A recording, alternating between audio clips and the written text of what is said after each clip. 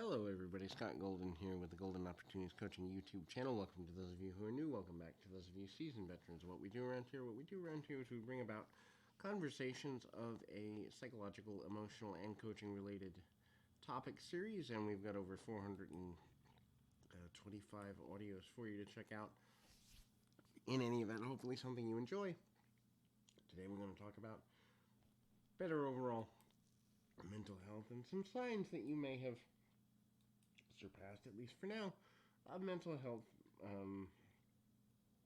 setback. And so if you're dealing with mental health challenges or things where you'd like to kind of work through some holistic ways to approach being kinder and nicer to yourself, I encourage you to reach out on Twitter at PO Perception or right here on the About Me section of this YouTube page, and you can check out my website. That's the two ways to get in contact with me, but hopefully you find what you're looking for there.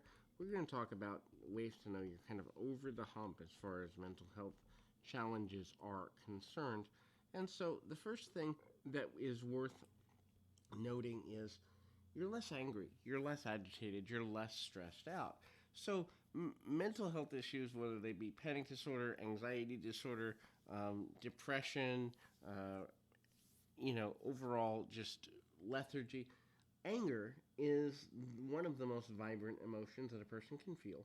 And especially when a person's dealing with depression of one form or another, they're more likely to go through bouts of anger because it's an emotion that, hey, my life isn't what I want it to be. I'm depressed, so how's that going to make me feel? Well, it's going to make me feel angry. So if your depression or your mental health is coming back into alignment, the levels of anger, or at least the ability to cut off anger, meaning I'm getting angry, is this really worth it, and kind of intercede in yourself, becomes easier and simpler for you. So that's really helpful for a lot of people to know, hey, when my anger is coming down, that means my mental view of myself is getting a little bit better.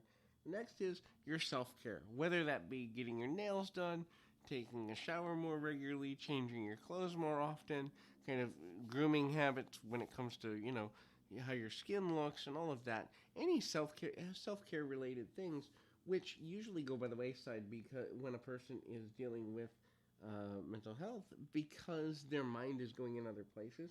So self-care and things related to caring for oneself kind of go by the wayside because it's like, well, I'm not at my best. Everyone's going to see it. Who's going to care? And the ability to come back to that. Now, it may take several weeks or several months for you to feel yourself again visually and just from a self-care standpoint. It doesn't mean that you're going to do it every day, but let's say you were doing it once a week, and then you go to every other day, and then you go to, every day during the week and take weekends off. It's a slow progression sort of thing, but it's a sign of better mental health when you're willing and you care about taking care of yourself better.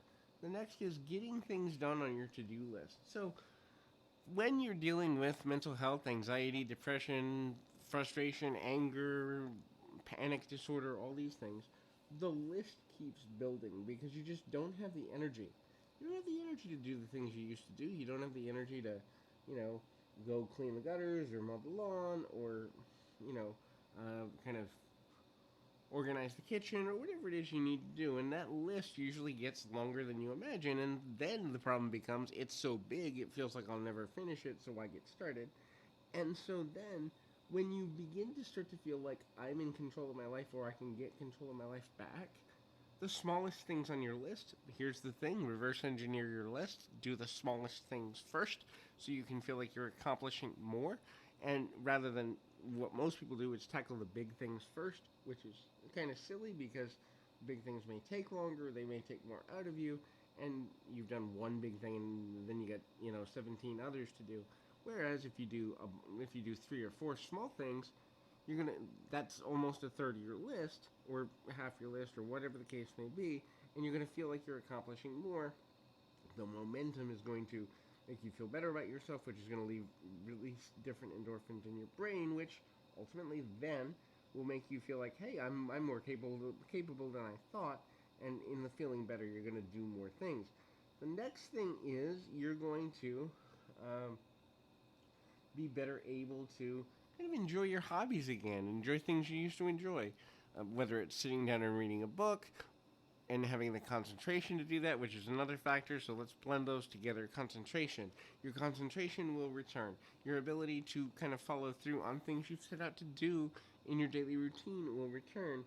But more than that, the things you used to enjoy, or the desire to start a new hobby, or maybe a new TV show to watch, or a new book to read, things that will enrich your life and enjoy or cause you to enjoy your life more and have more fun will increase in importance to you. When you're dealing with mental health challenges, nothing feels fun, so starting something fun that's new is like, well, what's the point? Whereas when your mental health comes back a little bit in a better way, you will be more likely to be like, you know what, I haven't done this in a while, and that sounds like fun. Now, it may not be every day again, and it may be an ebb and valley, but at the end of the day, the fact of the matter is, you'll care more about having fun in your day-to-day life. The next thing is your diet will change for the better. Now, many people who struggle with mental health issues, their sleep schedule and their diet suffer during these downward spirals, partially because these are things that you have to do every day and they feel like work, and it's just, who cares if I eat or not, who cares how much I'm sleeping, I'm trying to sleep, I can't sleep, I've got insomnia, or I'm sleeping too much because I just want to avoid the world, whatever it is. So the return of those natural habits that affect every person to a more balanced way. So if you were overeating before, you may come back to healthy eating. If you were eating a lot of junk food before, again, you may come back to healthy eating.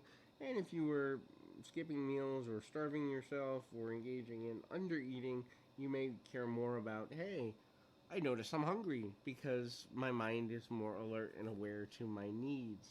And so that can be helpful too. The last thing is self-esteem.